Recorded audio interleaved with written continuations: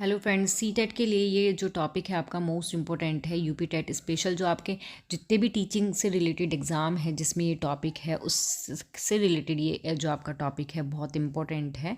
आपका इस वीडियो में क्या है, आपकी जो आज की क्लासेस रहेगी इसमें आईक्यू लेवल निकालने का तरीका बहुत इजी लैंग्वेज में, बहुत बेसिक तरीके से, कि आपको जिसको जो ज़ीरो से शुरू कर रहा है ना तो उसको स्टार्टिंग में ही समझ आ जाएगा। इस तरीके से आपको इसमें बताया गया है। तो आईक्यू लेवल निकालने से पहले हमें पता होना चाहिए कि आईक्यू लेवल होता क्या है, देन उसके बाद बताया जाएगा कि उसको कैसे निकालते हैं। तो आईक्यू यानी इसका मतलब होता है इंटेलिजेंसी क्वांटेंट, किसी व्यक्ति की मानसिक जो मीन्स मेंटल एज होती है और वास्तविक उम्र जो होती है उसके अनुपात को दिखाता है। क्या होता है जो आपका आईक्यू होता है। आईक्यू से पता चलता है कि व्यक्ति की बुद्धि उसकी उम्र के अनुसार कितनी विकसित है आपकी। ठीक है, उसके बाद मोस्ट इम्पॉर्टेंट हेडिंग आती है आपकी आईक्यू निकालने का फॉर्मूला।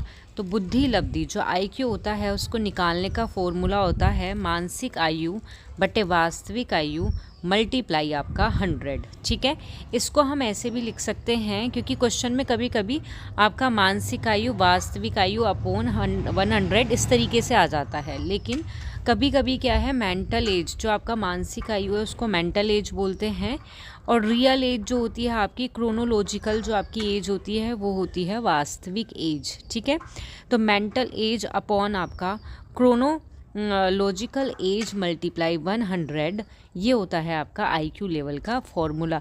इस क्वेश्चन पे ही डिपेंड है जो ये आपका फॉर्मूला है, इसी से रिलेटेड क्या है आपके क्वेश्चन आते हैं। अगर आपको ये फॉर्मूला पता है तो आप क्वेश्चंस के आंसर निकाल सकते हैं, और कभी कभी डायरेक्ट क्वेश्चन में आपका क्या है फॉर्मूला भी पूछ लिया जाता है। ओके,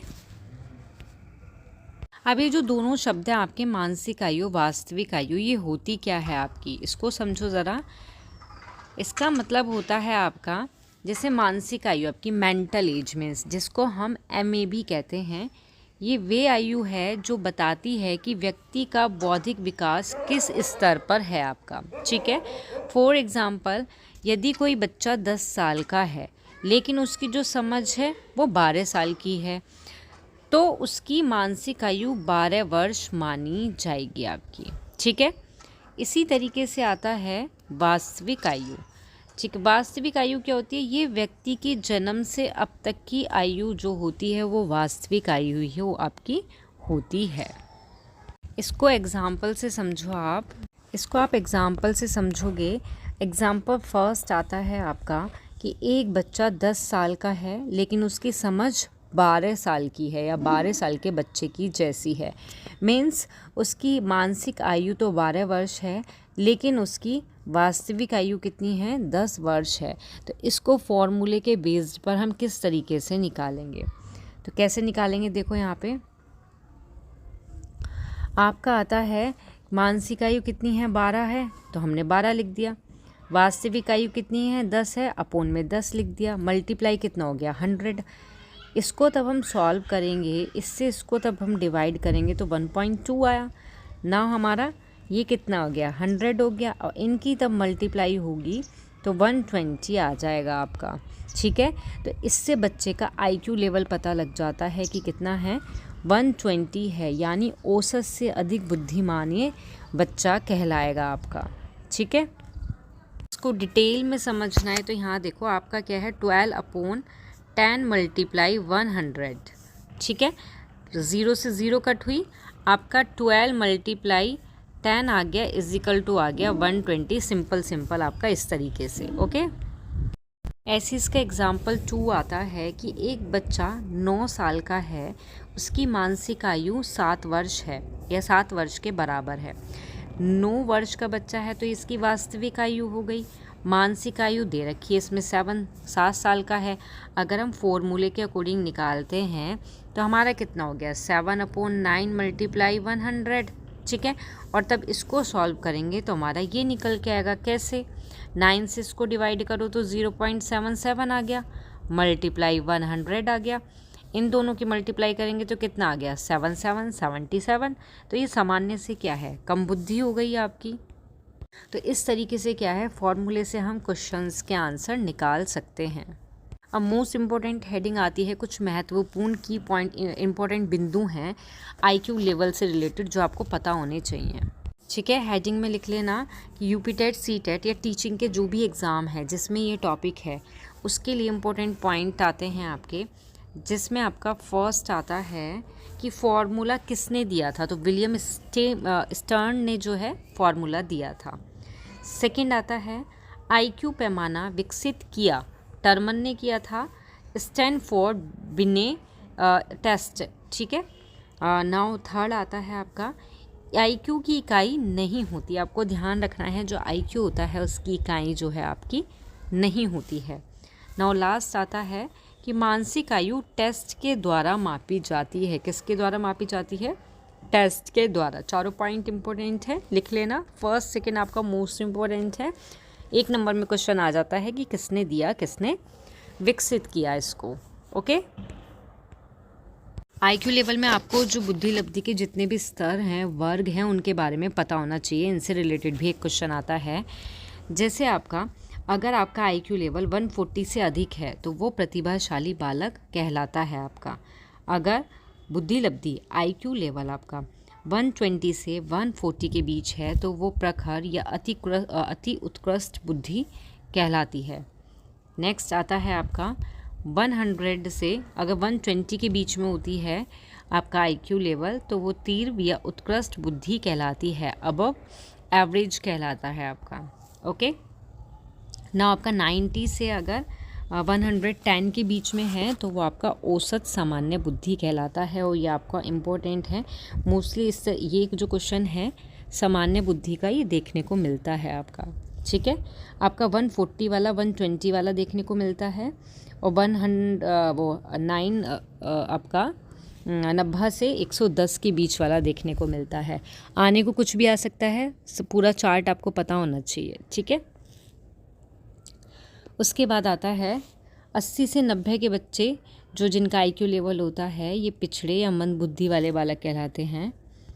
नाउ नेक्स्ट आता है आपका 70 से 80 के बीच के, तो ये आपका सीमा पर या फिर निर्बल बुद्धि कहलाते हैं। उसके बाद आते हैं आपके आईक्यू लेवल अगर 70 है या 70 से कम है वो मूर्ख कहलाएगा। 50 है, 50 से 70 के बीच में वो अल्प बुद्धि कहलाता है।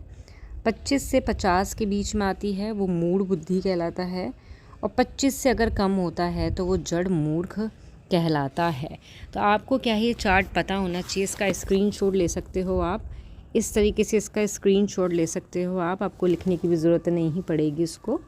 ठीक है, ले लिया स्क्रीनशॉट ना। इससे रिलेटेड अब क्या है आपके, इससे रिलेटेड अब आपके कुछ क्वेश्चन हैं जो एग्ज़ाम में देखने को मिलते हैं आईक्यू लेवल से। नाउ फर्स्ट क्वेश्चन आता है हमारा, फर्स्ट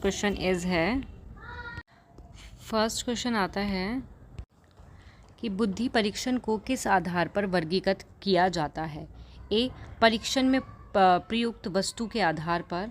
बी, परीक्षण का प्रयास करने वाले प्रतिभागियों की संख्या के आधार पर। सी, परीक्षण का विभिन्न संस्कृति में उपयोग किया जा सकता है या नहीं इस आधार पर। या डी, ये सभी। करेक्ट आंसर हो जाएगा ये सभी, क्योंकि जो परीक्षण है उसमें प्रयुक्त वस्तु के आधार पर भी किया जाता है, प्रतिभागियों की संख्या के आधार पर भी किया जाता है और विभिन्न सांस्कृतिक। ठीक है, तो इसका जो आंसर हो जाएगा वो सभी हो जाएगा। नाउ नेक्स्ट क्वेश्चन आता है, नेक्स्ट क्वेश्चन इज सामान्य बुद्धि वाले बालक की बुद्धि लब्धि क्या होगी? जो आईक्यू लेवल है वो क्या होता है? ए ऑप्शन 90 से 109, बी ऑप्शन 110 से 119, सी ऑप्शन 80 से 89 या डी ऑप्शन 120 से 129। तो करेक्ट आंसर हो जाएगा आपका 90 से 110 सामान्य बुद्धि बालक के अंतर्गत आता है। नेक्स्ट क्वेश्चन आता है आपका, नेक्स्ट क्वेश्चन देखो, इसमें सीधा सीधा फॉर्मूला पूछ लिया जाता है कि बुद्धि लब्धि जो आईक्यू की गणना सूत्र क्या है? मानसिक आयु बटे कालानुक्रमिक जो आयु होती है यही आपकी वास्तविक आयु होती है, कंफ्यूज मत होना। ठीक है, तो आपका मानसिक आयु बटे वास्तविक आयु। बी, मानसिक आयु मल्टीप्लाई आपकी वास्तविक आयु, सी मानसिक आयु अपॉन वास्तविक आयु मल्टीप्लाई 100, या फिर डी मानसिक आयु प्लस काला वास्तविक आयु मल्टीप्लाई 100। तो करेक्ट आंसर हो जाएगा आपका इसमें सी ऑप्शन। ठीक है, क्लियर हो गया आपको। नेक्स्ट और लास्ट क्वेश्चन और है, बस सिर्फ ये 2-3 तरीके के क्वेश्चन हैं जो इस टॉपिक में से देखने को मिलते हैं कि यदि किसी बच्चे की मानसिक आयु 12 है या वास्तविक आयु 10 है तो उसका IQ लेवल क्या होगा। तो 120 होगा, जो मैंने एग्जाम्पल में भी आपको बताया था। एक बार फिर से बता देती हूँ, 12/10। क्यों 12 क्या है, आपकी मानसिक आयु आपकी है और आपकी वास्तविक आयु कितनी है, 10 है। मल्टीप्लाई कितना हो गया, 100, 0 से 0 कट, कितना हो गया आपका 120 हो गया। इन दोनों की तब हमने क्या करी, मल्टीप्लाई कर दी। ठीक है, तो इस तरीके के क्वेश्चन ही आपके एग्ज़ाम में देखने को मिलते हैं इस टॉपिक से। लेकिन ये टॉपिक जो है आपका इम्पॉर्टेंट टॉपिक है, आते हैं इसमें से क्वेश्चन। ये तो यहाँ आपकी क्लास ओवर होती है, मिलते हैं नेक्स्ट क्लास में न्यू टॉपिक के साथ। जिसको भी वीडियो पसंद आए लाइक शेयर सब्सक्राइब करना ना भूले। Thank you.